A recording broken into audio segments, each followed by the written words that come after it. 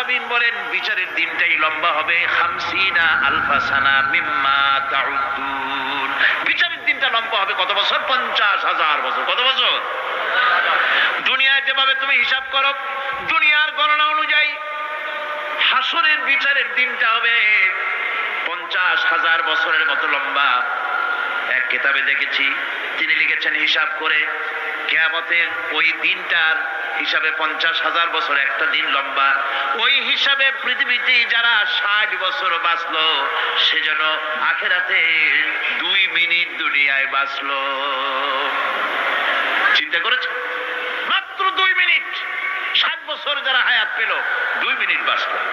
এই 2 মিনিটের জন্য কত হাঙ্গামা, কত মারধর, কত সন্ত্রাস, ক্ষমতার জন্য লড়াই, ঠ্যাং করেঙ্গে ত্যাং করেঙ্গে, লাঠি কে আমদার মুমুর ভরেঙ্গে, শক্তির ঠেলায়